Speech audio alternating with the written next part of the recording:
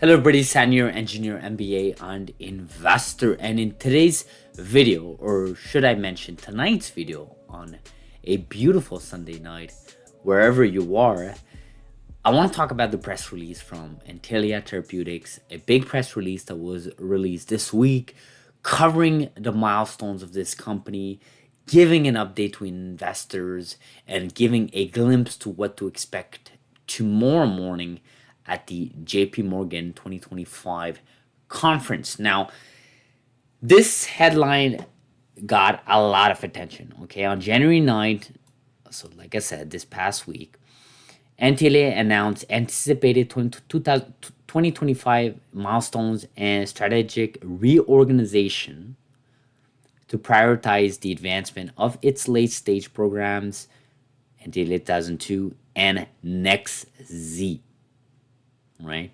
So these are basically the highlights here, and I'm going to cover each of them because I think they really are important, especially for folks following this company in and out. You definitely should have been aware of what just happened this week with NTLA, specifically the last point, which I'll cover in just a minute. So let's go straight from top to bottom. So priority programs, NTLA 2002 and NextZ, set foundation for a significant near-term value creation. So we know this. We've known this for a while. This is nothing new. We know it. Okay? Phase 3, evaluating 2002, NTLA 2002 for HAE to complete enrollment in the second half of 2025. Company plans to submit BLA in the second half of 2026. Okay. More than 550 patients expected to be enrolled by year end within ongoing magnitude study for NextZ-ATTR. The program remains ahead of its internal enrollment estimates. So that's a large number, guys. 550 patients. That's a really big number, right? So they're ahead of the expectations there. Internal enrollment estimates, anyways. So pipeline priorities result in NTLA 3001 discontinuation and select research focused investment. So basically they're pulling back on NTLA 3001. If I remember, I made a video on NTLA 3001, but this was a while ago. And they pulled it back. And actually, a lot of people in this space, especially on X, were kind of relieved that the company did that because they just didn't see 3001, the program, to be that much of a reason to be bullish about this company. In fact, it was probably a program that was bleeding them money. And speaking of bleeding money, that last highlight was the big one. And I think that's where people really spent a lot of time. These last 2 points, but specifically the last one. So I quote, anticipated cost savings, including a net workforce reduction of approximately 27% in 2025, support company operations into the first half of 2027 through anticipated first commercial launch in the US. So this company is going all in with this. They are really believe that their leading program can be approved and can go commercial launch by 2027, which means we just started 2025.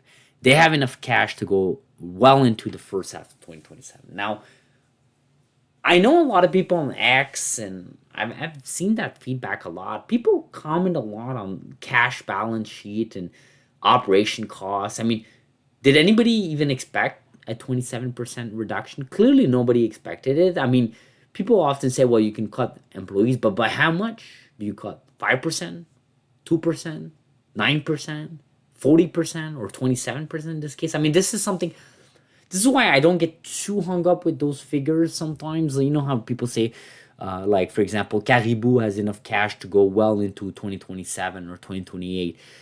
Thing is, there's 2 ways, right? They can reduce. There are 3 ways, actually. They can reduce cost, which is obviously what you see here, 27%. They've opted to take that route.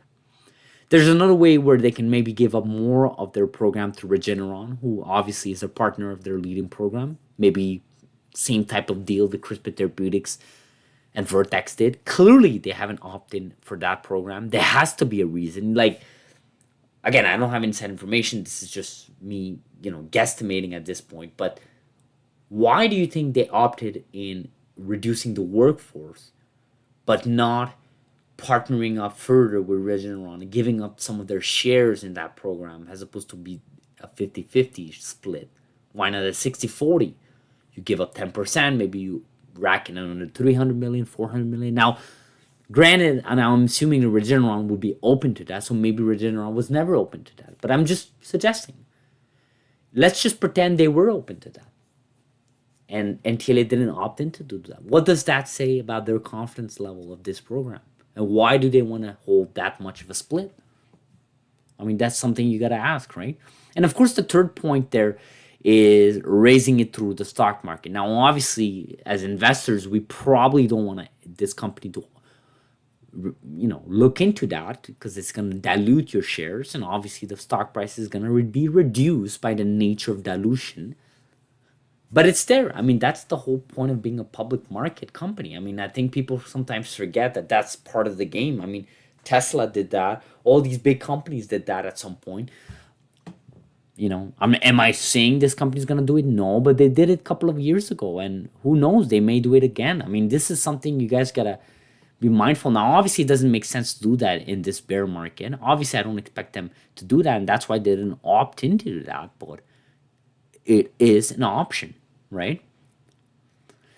So CEO, president of this company said, and I quote, "We have made significant progress and built strong momentum in 2024 with 3 actively enrolling phase 3 pivotal studies. Our early clinical data for both NTLA 1002 and NextZ support novel, highly differentiated product profiles that directly address the significant unmet needs of patients with prescribers in HAE and ATTR, respectively, in the programs they just mentioned, right? So that's pretty. That's nothing to sneeze at, guys. This is pretty big. There's going to be cost of $8 million to reorg. Interesting. There's going to be, of course, that's something I should have probably covered as well. There's going to be someone who's retiring. That is their CSO. And that person was actually active on X.com. I believe they liked a couple of my posts. And I don't think they followed me. I think I followed them. But they are retiring. Laura Lorenzino. She is retiring. Okay.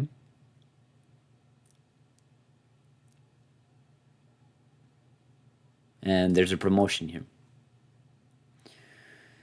So all eyes are on these 2 programs, NTLA 1002 and NextZ. And obviously, NextZ is the program everybody's looking into. This company is really betting on the fact that NextZ can get enrolled at least 550 patients, and they want to dose their first patient in the first phase 3 of Magnitude 2 trial for ATTR-VPN. And the 500 patients with CM. There's the whole PN, CM. Gene investing with Anthony on X.com. He covers the whole CM, PN thing really well. He's really knowledgeable. And I know I said it last video. I do want to get that person on this YouTube channel, just have a conversation. It's not to question whatever. I just want to learn more. It's been a while. I haven't had someone on this channel. Usually it's just me speaking on the camera. It's just really hard to schedule these things. But maybe after this JB Morgan conference thing, maybe we should cover it. Maybe we should do that. Maybe you should bring that person up and especially squash out all the misunderstanding of NTLA, I think, if I can say lightly. Anyways, it looks like they want to have a complete build out of the commercial leadership by second half of 2025. See, expand the reach of medical education activities in the HAE and ATTR partnership, okay? and initiate pre-approval information exchange to allow payers to begin planning for coverage and formulation decisions. That's for to prepare them for initial launch in the US, right? So guys, I don't want to extend this video too much. There was another part I wanted to do, maybe, is to go over high level what people said on X.com. I don't think I want to do that here. It's going to be too much information here. I'm already well over, what are we? I don't know how long are we. Are we like 10 minutes? Yeah, it's 10 minutes, Sunday night. I don't want to start, going too much into this. But obviously, I'm just giving a high level view, bird's eye view, kind of getting mixed bag. A lot of people kind of happy they cut workforce. A lot of people are surprised they did that because a lot of folks that were cut were actually scientists working with NTLA 2002 and XZ program, which is kind of confusing because you're kind of cutting people away from your two leading programs that you just said that you're kind of doubling down by 2027 to have a commercial launch for NXZ. So kind of creates confusion there. A lot of people were kind of, disappointed there was a retirement as well. It's never fun to have a retirement when the company is not even profitable. There's no commercial program out. But it kind of reminds me of CRISPR Therapeutics. I remember there was this medical officer, CMO, I think it was, the CMO of the company, if I'm correct. The CMO stepped down like 3 months before the launch, which kind of, before the approval of the FDA, which was kind of weird because everybody was like, if you guys remember, it was around October, I believe, early October or late September, maybe around September. And end of October, there was that independent expert review with the FDA approval about this program. I remember, and people were being negative about it. People were talking, naysayers were saying that the CMO or whoever in that leadership stepped down because they don't see this getting approved. Clearly, the sentiment was wrong. So, to me, it's like I want to remind people these guys are in and out, daily working. Maybe they're just doing a Monday, Friday. I don't think so. I think these guys are all over the clock on this company, whether that's the president and CEO of this company, whether it's the leadership. You gotta remember, NTLA was known to be, the company that was firing from all cylinders. I remember in 2021, we kept saying how amazing the leadership was. And it's kind of funny how the tides turn so fast, right? The tables have turned, and people are calling this company to be a disaster for leadership. People are calling it a disaster. People are predicting a bankruptcy. I mean, look, anything is possible, especially in this bear market. I mean, that's the whole point of the stock market. It's very risky. I mean, if you can't handle that risk, if you don't want to handle that risk, if you think everything just keep going up, then you're in for a surprise, right? And again, if you think everything is always going to go up, I mean, then don't invest in companies. I mean, just go with an index fund. I mean, I say this to the regular person all the time. Just do VOO, Vanguard's, S&P 500, and move on. I mean, I think you should allocate maybe 1-2% with risky stock bets, but obviously a lot of people in our channel are not just doing 1% of their wealth into CRISPR companies or biotech companies, just companies in the public market. They're doing 20, 30, 40, even higher percent. Some people I know they're 100% in stocks, right? So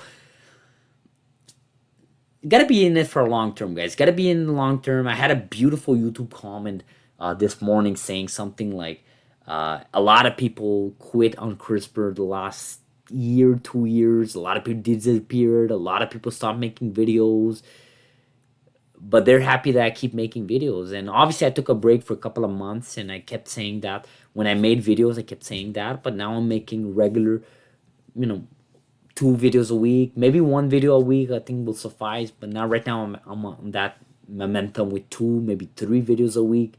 Not more than that. I think it's enough. There's a lot of activity going on. Unfortunately, there's a lot of negative activity going on. But again, you don't have to watch this channel, guys. This is free information. It's part of the community. Obviously, we have hundreds of viewers that watch our videos as it is released. Clearly, it's because people like our videos. Clearly, it's because the CRISPR is here to stay, and there's a community that is very dedicated to this space. And that's why this channel is called CRISPR Hassan, right? CRISPR, obviously, and Hassan being my first name. So I wanted to end this video like this, guys. I want to end this video like this. And again, this is a good press release, bad press release. What we know for a fact is these are the facts. and that's what we have to live with.